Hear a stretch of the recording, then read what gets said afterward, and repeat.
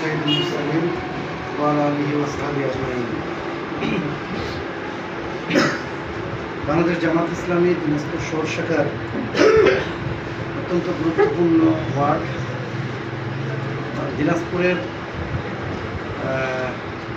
কি বলবো এটাকে 7 নম্বর হ্যাঁ পৌরসভা 7 না না এটা হচ্ছে দিনাজপুরের রাজনীতির প্রাণ না না আরে ঢাকার জায়গাগুলোর নাম কি ভুলে যাচ্ছি তো। গুলশান গুলশান বনানী।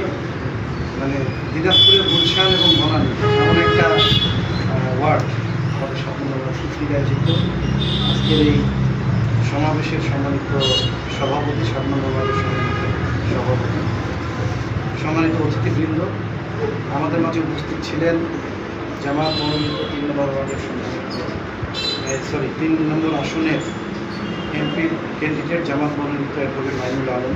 আপনারা সবাই ছিলেন তো তাকে? জি ভোট দিবেন তো ইনশাআল্লাহ। শুধু আপনারা ভোট দিলেই হবে না, আপনারা ভোট দিলে এখানে 100টা ভোট পাবে, জিততে পারবে? এখানে 2 লক্ষ ভোট পাইতে হবে, তাহলে আমাদের কাজ করতে হবে। আজকে আমাদের কমিটি হবে, ঠিক কিনা বলেন? ঠিক। তো আজকের এই আয়োজনের সম্মানিত সভাপতি, উপস্থিত সম্মানিত নেতৃবৃন্দ সহ আপনারা, সর্বপ্রথম আমি আপনার সালাম জানাচ্ছি। আসসালামু আলাইকুম ওয়া ওয়ালাইকুম আসসালাম ওয়া রাহমাতুল্লাহ।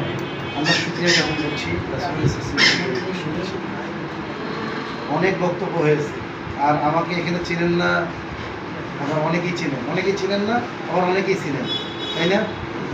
এখানে যারা আমাকে চিনেন তারা কি কারণে চিনেন সেই কারণটা আমি একটু বলি।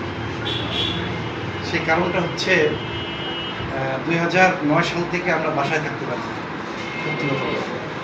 আপনাদের এই এলাকায় থাকতাম। কেন থাকতাম? আমার ফুপুর বাসায় কেন, তুহিন ভাই হচ্ছে আমার ফুপুর ভাই, আমি এখানেই থাকতাম, রাত্রেবেলা এসে ওদের বাসায় থাকতাম।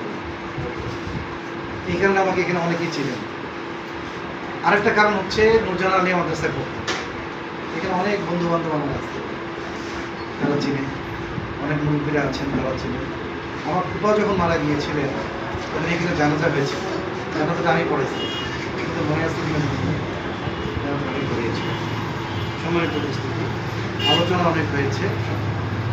মূল কথা হচ্ছে যে বাংলাদেশের মানুষ পরিবর্তন চায়, আমাদের স্টুডেন্টরা পরিবর্তন চেয়েছে, সেটা প্রমাণ আপনারা পেয়েছেন, পান নাই? ঠিক। ডাকসুতে জাকসুতে রাকসুতে চাকসুতে আলহামদুলিল্লাহ পরিবর্তনের পক্ষে ছাত্ররা রায় দিয়েছে, ঠিক কিনা বলেন? ঠিক। আমাদের বিরুদ্ধে একটা অপপ্রচার ছিল যে আমরা নারী বিদ্বেষী, নারীরা আমাদের